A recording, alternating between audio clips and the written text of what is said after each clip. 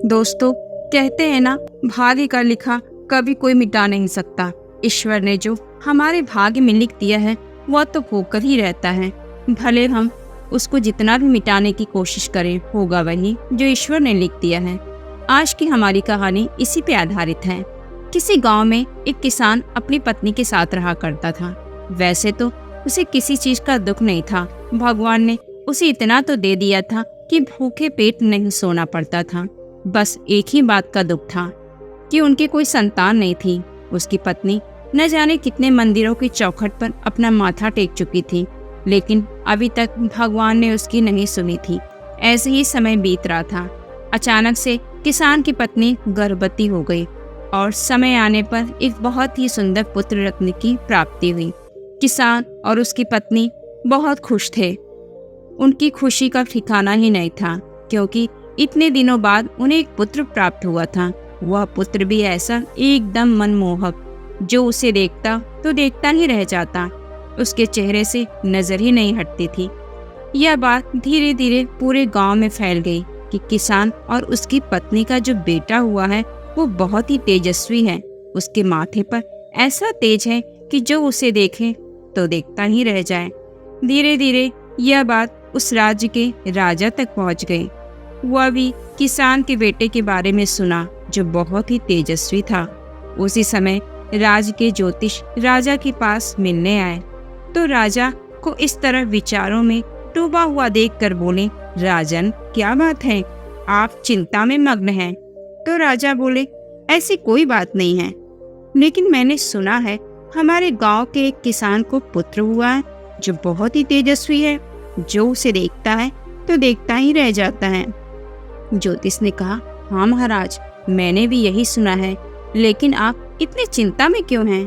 तो राजा कहता है, मैं तो किसान के पास नहीं जा सकता, लेकिन मेरी एक विनती आप स्वीकार करेंगे? तो ज्योतिष कहता है, राजन बोलिए, क्या आज्ञा है? तो राजा कहते हैं, कुछ खास नहीं, बस आप उस किसान के घर चले जाइए और उसके बेटे को देखिए। ऐसा क्या है जो गांव में उसकी बहुत तारीफ हुई जा रही है? मैं भी तो जानूं, आखिर किसान और उसकी पत्नी के बेटे ने क्या किस्मत लेकर जन्म लिया है। ज्योतिष कहता है, ठीक है राजन, कल मैं आपको मिलता हूँ। यह कहकर ज्योतिष वहाँ से चला जाता है और उसी समय वह किसान के घर जाता है उससे मिलने। वहाँ जाकर देखा तो उसके घर के आसपास लोगों की भीड़ इकट्ठा थी उसके बेटे को देखने के लिए। जब खबर लगती है कि राजमहल के ज्योतिष पधारे हैं, तो भीड़ उन्हें रास्ता देती है। ज्योतिष किसान के घर के अंदर जाते हैं और उसके पुत्र को अपनी गोद में उठाते हैं। यह क्या, यह तो गजब ही हो गया। ज्योतिष भी जब उसके बेटे को देखते हैं, कुछ पल के लिए देखते ही रह जाते हैं। अचानक लोगों की आवाज से उनकी तंद्रा टूटती है और वह वहां से तुरंत ही राजमहल की ओर प्रस्थान करते हैं। तो राजा उनको देखकर कहते हैं, अरे ज्योतिष महाराज, आप तो कल आने की बात कहकर गए थे और आज ही आ गए। जब ज्योतिष बोलते हैं, मुझसे रहा नहीं गया राजन, मुझे इसी समय आना पड़ा। तो राजा कहते हैं, क्या हुआ, आप इतने घबराए हुए से क्यों हैं? तो ज्योतिष कहते हैं, आपने ठीक ही सुना था, किसान का बेटा बहुत ही तेजस्वी है, अपनी किस्मत लिखवा कर लाया है। तो राजा कहते हैं, आप पहेलियां ना बुझाएं ज्योतिष महाराज, मुझे साफ साफ बताएं, मुझे भी चिंता हो रही है। तो ज्योतिषी कहते हैं, वह तो राज सुख लिखवा कर लाया है। तो राजा कहता है, वह कैसे, वह तो गरीब किसान का बेटा है। ज्योतिष कहता है, हाँ है, लेकिन भविष्य में आपकी पुत्री से विवाह करके इस राज्य का राजा बन जाएगा। राजा जब इस बात को सुनते हैं तो वह गुस्से से आग बबूला हो जाते हैं और तुरंत अपने सिंहासन से खड़े होकर बोलते हैं, ज्योतिष महाराज, आप अपनी जबान संभाल कर बात कीजिए। आपको पता है आप क्या और किसके सामने कह रहे हैं? तो ज्योतिषी कहते हैं, हाँ महाराज, मैं भी उसके हाथ की रेखाओं को देखकर आश्चर्यचकित हो गया था, लेकिन भाग्य का लिखा कोई भी नहीं मिटा सकता, आप भी नहीं और मैं भी नहीं। यह उस विधाता ने लिख दिया है जिसे हमें मानना ही पड़ेगा। राजा कहते हैं, मैं इसे झूठा कर दूंगा, यह कभी सच नहीं हो सकता। तो ज्योतिष कहते हैं, आप भी इसी पृथ्वी पर हैं और मैं भी, और दोनों एक ही राज्य में रहते हैं। 18 साल का होने पर सबके सामने यह सच्चाई खुद ब खुद सामने आ जाएगी। तो राजा कहते हैं ठीक है, आप भी देख लीजिएगा, मैं होने नहीं दूंगा। मेरी पुत्री उस गरीब किसान के बेटे से शादी हरगिज नहीं करेगी। एक बात और ज्योतिष महाराज, मेरी तो अभी कोई संतान है ही नहीं, तो आपको कैसे पता कि मेरी पुत्री ही होगी? तो ज्योतिष महाराज कहते हैं हुआ नहीं, लेकिन हो जाएगी। राजन, आज नहीं तो कल, लेकिन होगी पुत्री ही, देख लीजिएगा। राजा उस पर विश्वास नहीं करता, लेकिन मन में चिंता जरूर बनी रहती है ज्योतिष की बातों का। धीरे धीरे समय बीतने लगता है। अचानक रानी गर्भवती होती है और समय बीतने पर उन्हें एक पुत्री की प्राप्ति होती है। राजा को अचानक ज्योतिष की बात याद आ जाती है। राजन, आपको भी पुत्री होगी और किसान के लड़के से ही उसका विवाह होगा। राजा बहुत घबरा जाते हैं। एक दिन अचानक रात के समय वह किसान के यहाँ जाते हैं जिनके यहाँ पुत्र हुआ था। रात का सन्नाटा था, सभी लोग सो रहे थे। चुपके से घर के अंदर जाते हैं और सोए हुए पुत्र को उठाकर वहाँ से निकल जाते हैं। चलते चलते एक नदी आती है और एक लोहे के संदूक में उस बच्चे को रखकर नदी में बहा देते हैं और खुश होते हैं कि अब यह कुछ ही देर में नदी में बहते हुए मर जाएगा। मेरी सारी चिंताएं खत्म हो जाएंगी। जब लड़का ही नहीं रहेगा तो मेरी पुत्री से वह किसान का लड़का शादी कैसे करेगा? ऐसा सोचकर वो अपने महल में चले जाते हैं। दूसरे दिन होता है, किसान और उसकी पत्नी अपने पुत्र को न देखकर बहुत परेशान होते हैं। रो रो कर बुरा हाल हो जाता है। बहुत ढूंढा पर कहीं भी उसके बच्चे का अता पता न चला। इधर नदी में बहता हुआ वह कुछ दूरी पर जाकर एक व्यक्ति से टकरा जाता है। सुबह का समय रहता है। इस नदी में एक सेठ सुबह की पूजा अर्चना करते समय ध्यान स्नान कर रहे थे। स्नान करने के पश्चात जब वो जलांजलि देने लगते हैं तभी वह संदूक उनके पांव से टकरा जाता है। अचानक उनकी आंखें खुलती है और देखते हैं कि एक संदूक है। संदूक खोलते हैं तो उसमें छोटा सा मासूम सा बच्चा देखकर आश्चर्यचकित रह जाते हैं। सोचते हैं कौन निर्मोही ऐसा है जो अपने छोटे से बच्चे को इस नदी में बहा लिया है। एक क्षण को वह खुश भी हो जाते हैं क्योंकि उनकी कोई संतान नहीं थी। उस बच्चों का आशीर्वाद समझकर अपने घर ले जाते हैं और अपनी पत्नी के साथ उस बच्चे को अपना समझकर पालन पोषण करने लगते हैं। उसे बहुत प्यार देते हैं। कभी यह एहसास नहीं होने देते कि यह उनका बेटा नहीं है। धीरे धीरे सेठ का लड़का बड़ा होने लगता है। सभी विद्याओं में पारंगत हो जाता है। बड़ा होने पर वह लड़का किसी राजकुमार से कम नहीं दिखता था। जो भी देखता उसकी तारीफ करते नहीं थकता। सेठ भी बहुत खुश था कि अब मेरा बेटा बड़ा हो गया है, मेरे कारोबार में मेरा हाथ बढ़ाएगा। कल तक तो मेरा कहने वाला कोई नहीं था, लेकिन आज यह मेरा लड़का बड़ा हो गया है। अब मुझे किसी बात की चिंता नहीं है। वह बहुत खुश था। इधर किसान और उसकी पत्नी समय के साथ साथ अपने दुख दर्द को भूलने की पूरी कोशिश करते हैं और हार मानकर किस्मत के हाथों मजबूर हो जाते हैं। सोचते हैं ईश्वर ने इतने ही दिनों तक मुझे मेरे बेटे का साथ लिखा था। एक बार राजा किसी काम से शहर गए हुए थे। अचानक उसी दुकान पे आकर खड़े होते हैं और सामान देखने लगते हैं जो दुकान उस सेठ का था। तभी उनका बेटा उनके पास आता है और राजा से बातें करने लगता है कि आपको क्या चाहिए। राजा उसको देखते हैं तो देखते ही रह जाते हैं। कितना गुणवान, कितना तेजस्वी, सभी गुणों से युक्त। अचानक सेठ जी आते हैं और उनसे पूछते हैं, सेठ जी क्या यह आपका बेटा है? लगता तो नहीं। तो सेठ कहता है, कहने को तो मेरा बेटा है, लेकिन यह वास्तव में मेरी संतान नहीं है। 18 साल पहले की हुई घटना के बारे में वह राजन को सारी बातें बता देता है।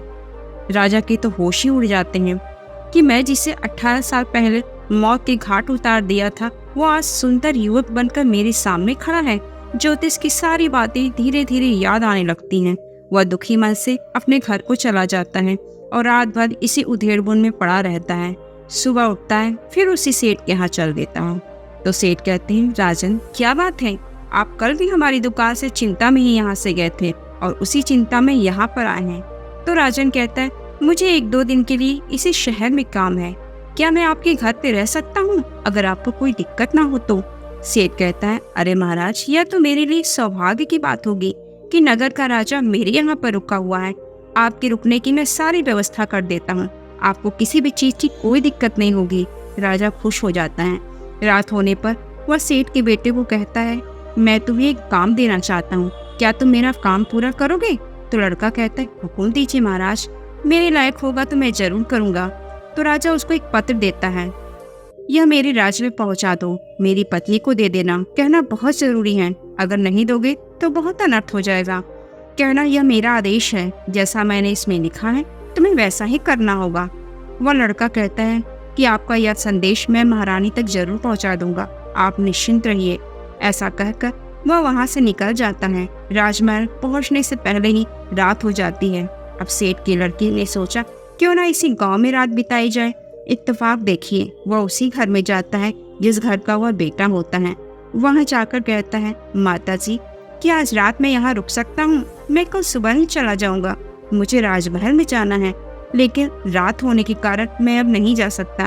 अगर आप इजाजत दे तो मैं यहीं रुक जाऊं। तो किसान की पत्नी कहती है, क्यों नहीं बेटा, वैसे ही इस घर में हम तो बूढ़े बूढ़ियों के अलावा है ही कौन। रुक जाओ, हम लोग खाने जा रहे हैं, तुम भी खा लेना सब साथ में मिलकर। तो तीनों बैठकर खाना खाते हैं। उसी घर के बाहर कुछ लुटेरे रहते हैं। वह लूटने के उद्देश्य से उस घर में घुसते हैं, लेकिन वहाँ क्या मिलेगा। अचानक से सेठ के लड़के के हाथ में एक पत्र रहता है, जो उसके हाथ में देखता है। सोचता है आखिर यह क्या है, जरा देखूं।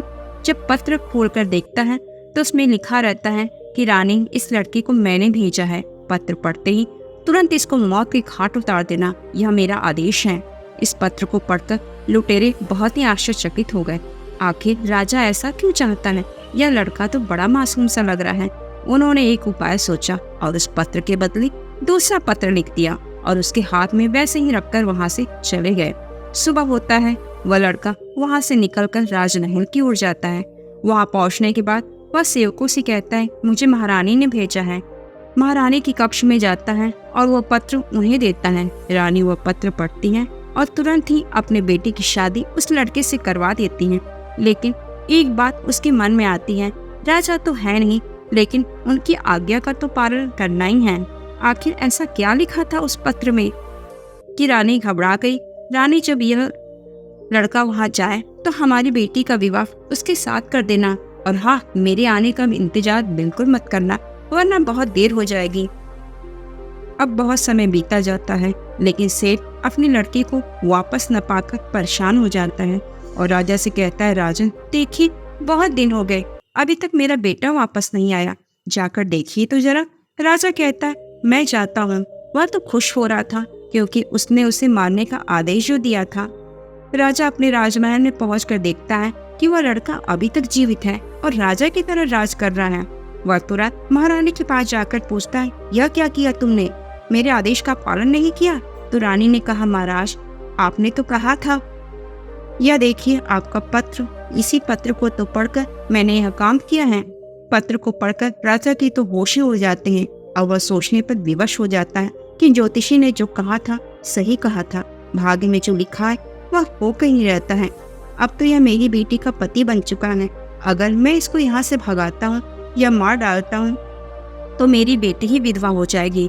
वह ज्योतिष को बुलाते हैं और पूछते हैं, बताइए ज्योतिष महाराज मैं क्या करूँ, मुझे कुछ समझ में नहीं आ रहा। ज्योतिष महाराज कहते हैं, राजा मैं तो आपको पहले ही कहा था, अब गुस्सा करने से कोई फायदा नहीं, आप इसे अपने दामाद के रूप में स्वीकार करें और अपनी राजगद्दी पर बैठाकर निश्चिंत हो जाइए। राजा ज्योतिष की बात मानकर वैसा ही करते हैं और भाग्य का लिखा मानकर संतोष कर लेते हैं। तो दोस्तों, आपने इस कहानी में देखा ईश्वर ने हमारे बीच जो लिखा है वह होकर ही रहता है, चाहे जिस विधि हो। आप लोग भी बहुत ज्यादा सोचना बंद करके जीवन को आनंद पूर्वक जिए। इस कहानी में अंत तक बने रहने के लिए आपका धन्यवाद। नमो बुद्धाय।